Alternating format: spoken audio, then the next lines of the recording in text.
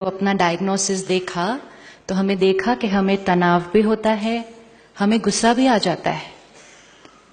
Thursday तक किस किस को गुस्सा आ रहा था, हाथ उठाएंगे। तो हमें गुस्सा भी आ जाता है और कई बार हम अपने पेशेंट्स को भी डांट देते थे और हम अपनी नर्सेस को भी डांट देते थे।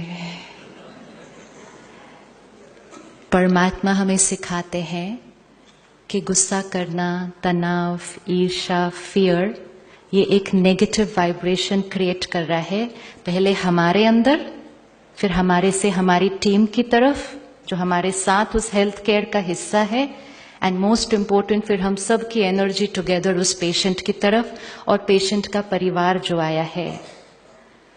तो जब हम डॉक्टर थे सिर्फ, तो हमें लगा हमारी जिम्मेवारी सिर्फ उनके शरीर की बीमारी को ठीक करना है, and we were doing that beautifully, कि दवाई दी, सर्जरी की, बीमारी ठीक हो गई। लेकिन इस 3 दिन में हम यहां से जिम्मेवारी उठाकर जा रहे हैं कि हम शरीर को तो ठीक करेंगे ही करेंगे, लेकिन हम उनके मन को खुश और सुखी करके यहां से भेजेंगे। और उसके लिए एक ही तरीका है कि हमारा मन सदा खुश और सुखी रहेगा, तो फिर हम डॉक्टर नहीं, हम एंजल्स बन जाएंगे।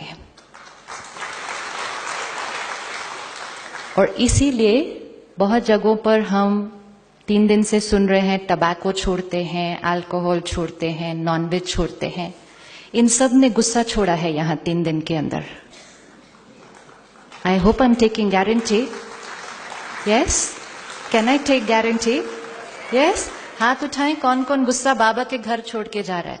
भाई साहब 1000 डॉक्टर्स जा रहे हैं गुस्सा छोड़कर यहां से। एंड इसका मतलब अब हमारे सामने चाहे कोई भी सिचुएशन आए, सिचुएशंस तो आनी है। आप देखना ट्यूसडे मॉर्निंग सबसे ज्यादा सिचुएशंस आएंगी आपके सामने।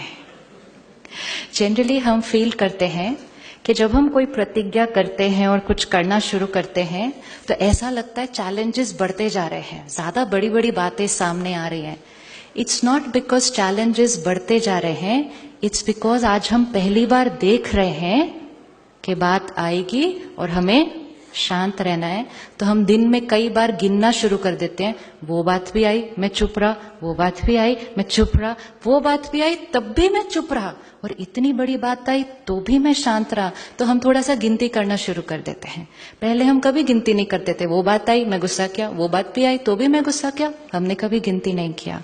तो ट्यूसडे को आपको थोड़ा सा लगेगा कि बातें थोड़ी सी ज्यादा आ रही हैं, but it's only because we have become aware and we realise Ayush Ministry is conveying the message to the country about the alternative therapies, whether it's naturopathy, allopathy, homeopathy.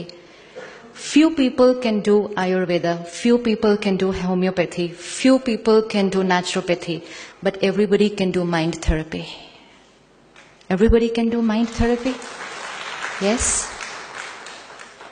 कई बार एक मान्यता है कि एलोपैथी डॉक्टर्स को alternative medicine से थोड़ी सी मैं खुद भी अपने डॉक्टर से पूछती हूँ कि इसके साथ साथ मैं आयुर्वेदा भी कर लूँ। नहीं, ये दवाई सारा काम कर दे, इसकी जरूरत नहीं है। विच इज अंडरस्टैंडेबल, क्योंकि लाइक वी सॉ, जो हमारा संस्कार है हमें वही वाली बात समझ में आएगी, दूसरा वाला हमारा संस्कार ही नहीं है। लेकिन हम सब ने माइंड पावर को देखा है और आप सब हर रोज हॉस्पिटल में माइंड पावर को प्रैक्टिकली देखते हैं।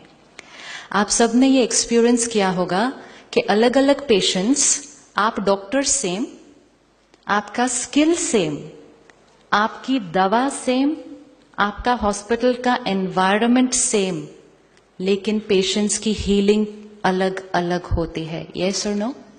यस? क्यों ऐसा? डॉक्टर सेम, वातावरण सेम, दवा सेम, टेक्निक सेम, तो सब एक जैसे हील होने चाहिए। किसी के लिए आप सोचेंगे कि ये तो छोटी सी बात है, ये जल्दी ठीक हो जाएगा, वो ज्यादा टाइम ले लेता है।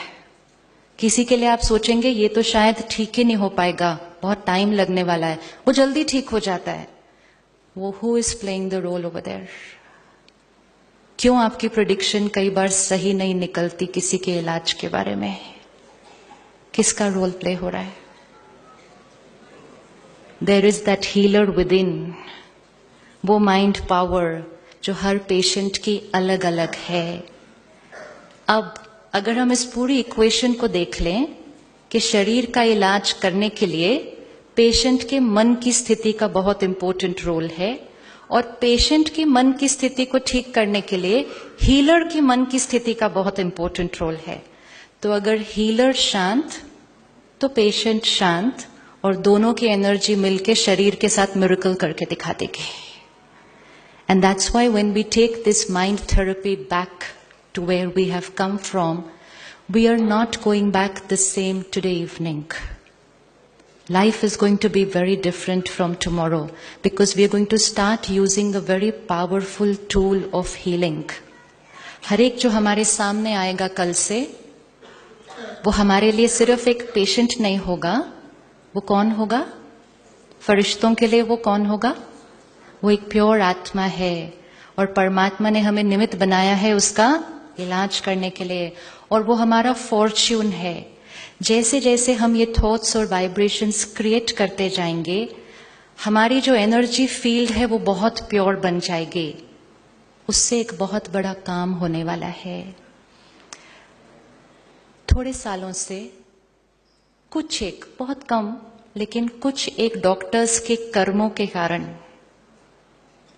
मेडिकल प्रोफेशन पर लोगों को डाउट होना शुरू हुआ है। करते कुछ लोग हैं, मैसेज बहुत फास्ट